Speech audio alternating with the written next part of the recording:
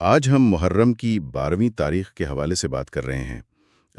وہ دن جسے امام حسین علیہ السلام کے سویم یعنی شہادت کے تیسرے دن کے طور پر یاد کیا جاتا ہے۔ جی ہمارے سامنے جو مواد ہے وہ اس دن کی تاریخی اہمیت، کربلا کے جو دلخراش واقعات ہوئے ان کے تسلسل اور اس دن سے جڑے پیغام پر روشنی ڈالتا ہے۔ اور دیکھیں، ہمارا مقصد صرف تاریخی واقعات کو دہرانا نہیں ہے، جی بلکہ ان ذرائع کی بنیاد پر یہ سمجھنا ہے کہ یہ 12ویں محرم یعنی سویم کا دن مطلب صرف سوگ منانے سے بڑھ کر کیا معنی رکھتا ہے۔ اصل میں یہ دن کن گہرے اسباق کی یاد دہانی کراتا ہے۔ تو آئیے ذرا پیچھے چلتے ہیں۔ 10 محرم، یوم عاشورہ، عصر کا وقت۔ ذرائع بتاتے ہیں کہ امام حسین تنہائی اور وہ شدید پیاس کے عالم میں حق کی سربلندی کے لیے اپنی جان قربان کر دیتے ہیں۔ شمر کے خنجر سے آپ کی شہادت واقع ہوتی ہے۔ کہتے ہیں یہ وہ لمحہ تھا جیسا کہ روایات میں آتا ہے کہ آسمان اور زمین بھی لرز اٹھے تھے۔ بالکل، اور شہادت کے فوراً بعد کا جو منظرنامہ ہے جو 11ویں اور 12ویں محرم پر محیط ہے وہ تو انتہائی دل خراش ہے۔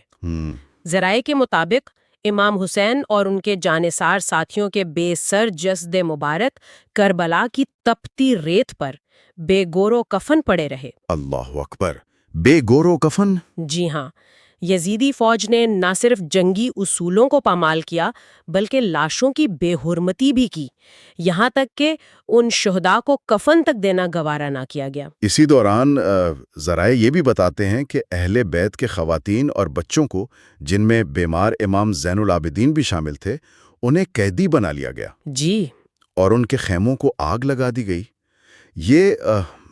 یہ تصور کرنا بھی مشکل ہے کہ اس قیامت خیز ماحول میں اہل حرم پر کیا گزری ہوگی۔ یقیناً، اور دیکھیں اسی شدید مصیبت اور بے سر و سامانی کے عالم میں 12ویں محرم کو ایک غیر معمولی واقعہ پیش آتا ہے جس کا ذکر ہمارے ذرائع کرتے ہیں۔ اچھا، وہ کیا؟ امام حسین کی بہن ثانیہ زہرا بی بی زینب سلام اللہ علیہا کربلا کے میدان میں ہی اپنے بھائی اور دیگر شہداء کے غم میں پہلی مجلس عزا برپا کرتی ہیں۔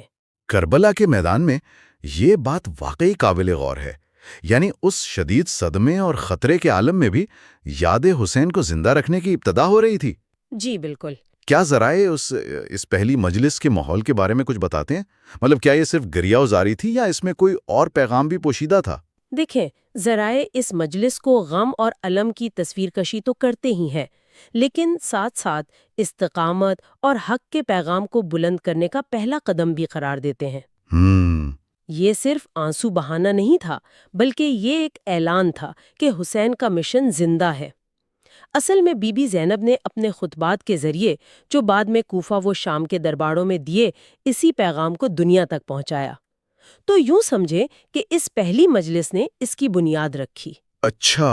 امام زین العابدین اپنی شدید علالت کے باوجود اپنے والد کے غم میں نڈھال، وہ بھی اس یاد کو زندہ رکھنے میں شریک تھے۔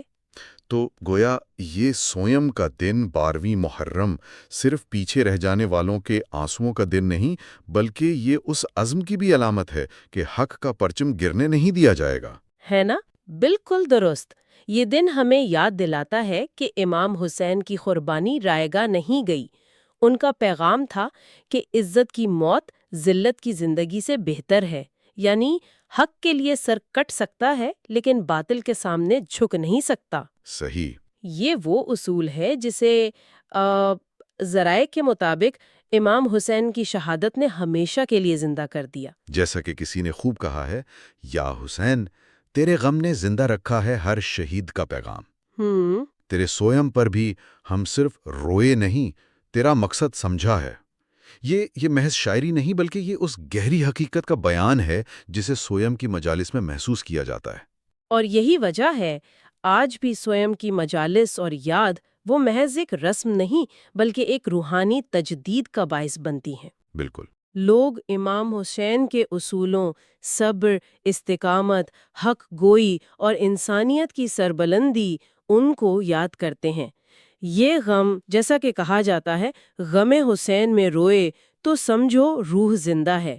یہ یہ روح کو بیدار کرنے والا غم ہے۔ صحیح۔ یہ ہمیں اپنی زندگیوں میں ان اصولوں پر عمل کرنے کی ترغیب دیتا ہے۔ تو خلاصہ یہ ہوا کہ 12ویں محرم امام حسین کا سویم ایک طرف تو کربلا کے شہداء کے لیے شدید غم اور الم کا دن ہے یقیناً، جی، لیکن دوسری طرف یہ ان کے لازوال پیغام، حق پر ثابت قدمی، ظلم کے خلاف ڈٹ جانے اور انسانی اقدار کی پاسداری، اس پر غور و فکر کرنے اور اسے اپنی زندگیوں میں زندہ رکھنے کے عزم کا دن بھی ہے۔ بالکل۔